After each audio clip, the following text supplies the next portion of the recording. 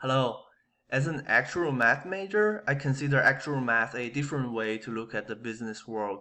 Well, I look at the possible future cash flows. I look at the expected present values. Oh, I use the theories of life contingencies or Markov chains to build models, to set up reserves to face the future risks. I also learned to use the Monte Carlo simulation to simulate losses.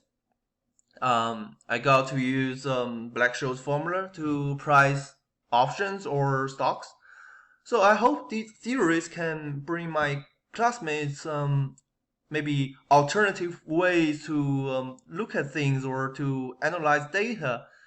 So I hope that together with my classmates, we could maybe write programs and use these theories to build models, and we could one day solve real life problems. Thank you. That was 1 minute.